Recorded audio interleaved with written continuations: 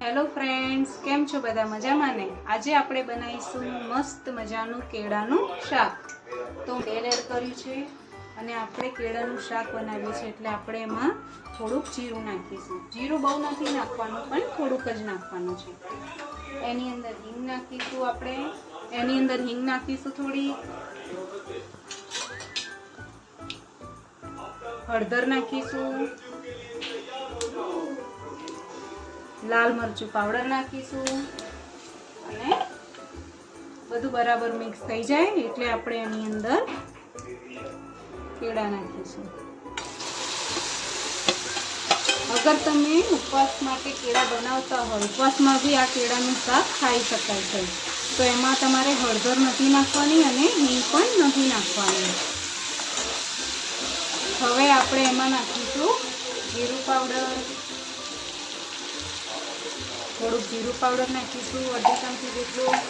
એમાં આપણે થોડોક સિંગદાણાનો ભૂકો નાખીશું. સિંગદાણાના ભૂકાથી એનો ટેસ્ટ બહુ જ સરસ આવે છે. પછી આપણે એની અંદર થોડું મીઠું એડ કરીશું. મીઠું ને થોડુંક જ નાખવાનું છે, બહુ નથી નાખવાનું.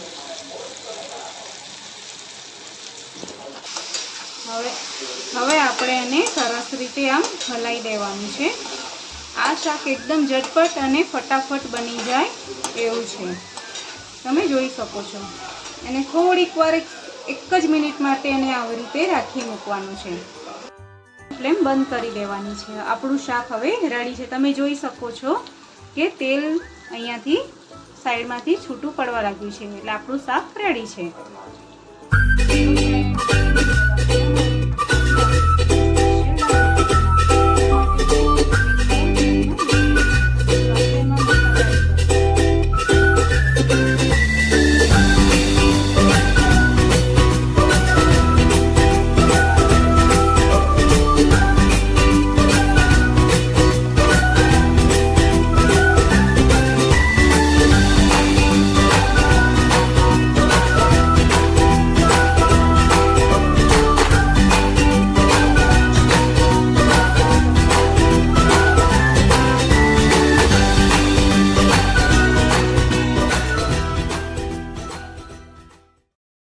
જુઓ ફ્રેન્ડ્સ, લોટની કણક હવે બંધાઈ ગઈ છે, તો આપણે હવે એને 10 મિનિટ રેસ્ટ આપીશું.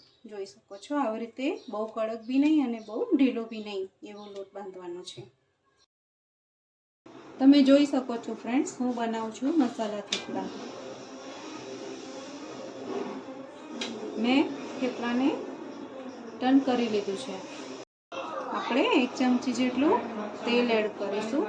તેલને આવી રીતે લગાવીને પછી થેપલાને આપણે આમ ફેરવી દઈશું અને પછી આવી રીતે આમ શેકવાનું છે.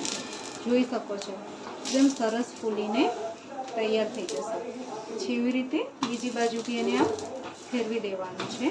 તો બંને સાઈડે એને ફેરવતા આપણે શેકવાનું છે. ઝટપટ બનતું આ કેળાનું શાક અને મસાલા થેપલા રેડી છે. તો તમે એકવાર જરૂરથી ટ્રાય કરજો થેપલા અને કેળાનું શાક. મારી ચેનલને હજી સુધી સબસ્ક્રાઈબ ના કર્યું હોય તો લાઈક અને સબસ્ક્રાઈબ કરવાનું ના ભૂલતા.